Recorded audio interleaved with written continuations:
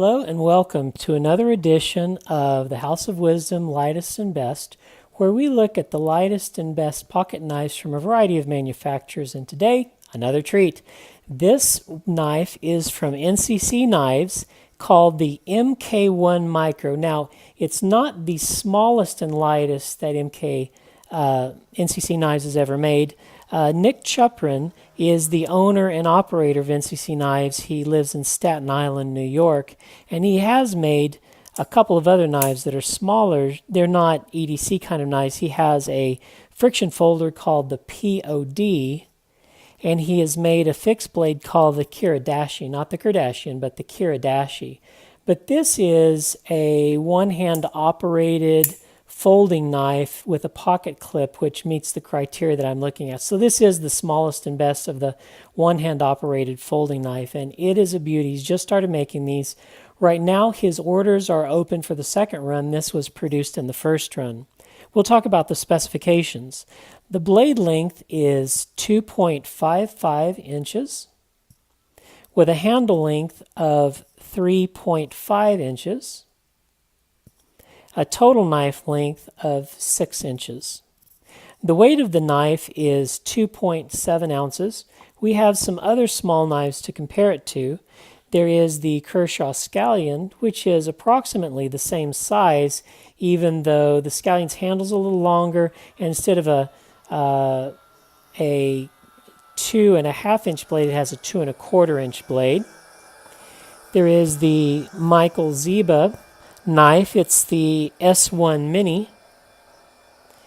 We have the MK Ultra from Hobeck Knives.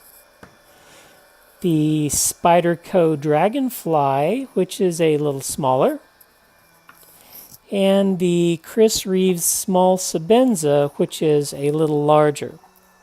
I want to spend some time talking about the blade. It's made of CTS XHP steel and is in a clip point configuration with a little bit of a harpoon because of this wedging that it has on top here. The grind is a compound grind. The primary part of the blade is hollow ground and the tip is a flat ground configuration. I chose the acid stonewash configuration for the blade. There are a variety of different types of treatments you can get, from satin to just a variety of things you can do with the blade whenever you order your custom order. The handle is left raw and stonewashed, and the hardware I got the blackout treatment where the pivot, the clip, and the back spacer are all blacked out. The method of deployment of the knife is by flipper. It has a brisk flipping action and a strong detent.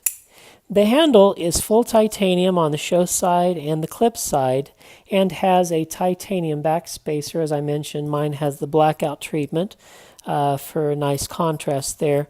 The lanyard hole is contained within the back spacer, so it can't be touched by the knife. The knife runs on bearings, and the lockup of the knife is by a frame lock. This does not have a lock bar insert or an over travel stop. There's some chamfering so that you can get your thumb in easily to disengage the lock. The pocket clip on the knife is an embedded 3D clip, and it is affixed internally with screws. So it's nice and firm and aesthetically pleasing because it doesn't have the screw showing there. The ergonomics of the knife are fine. It is about a 3.5 finger grip. I can get all 4 fingers on there, but I have a small hand. A 3.5 inch handle a lot of times isn't adequate for some guys. It's completely adequate for me though. The construction of the knife has a flow-through design. As you can see, the back spacer is a small back spacer, so you can just blow it out with some air and clean it that way. The action on the knife is great. It has a firm detent and returns nicely. Here's the detent angle, which is only about 5 degrees. And you get it over that, and then you can just shake it down really nicely. The signage is well done on this knife, I believe. On the show side, there's the NCC Maker's Mark. And then on the clip side, there is nothing. It's sterile. Well done, Nick Chuprin. I want to spend a little time comparing a couple knives that I think are very similar. This is the Michael Ziba S1 Mini, and they're pretty much the same size. I want to make some comparisons. First of all, we'll look at the blades. Note that both blades have a compound grind. The primary part of the grind is both a hollow ground in both of them, and the tip part of the compound grind is a flat. They're both clip points, and they both have this harpoon cutout portion here at the beginning. The Ziba cutout is a little longer than the Chuprin cutout part. And both of the handles are titanium handles. They have a cutout for the first finger, and then it's pretty much straight. There's a little bit of curve on the Ziba. They both have titanium back spacers. The Ziba has a gear pattern and is a little longer, and the lanyard hole is contained within the back spacer on both. Both of the clips are a 3D milled clip. This is a little more stylized with the gear panel pattern that matches the back spacer, as the Chuprin is more straight that goes with his back spacer. But they're both 3D milled titanium clips, and they're internally affixed, which is a very nice feature, so your blade doesn't come near touching the lanyard hole. Well, and the handles are titanium. They have both, as a mechanism of stopping, a floating stop pin. There's the Ziba one. There's no screws. It just floats between the scales. And the Chuprin has a floating stop pin also. And even more interesting, they're both New Yorkers.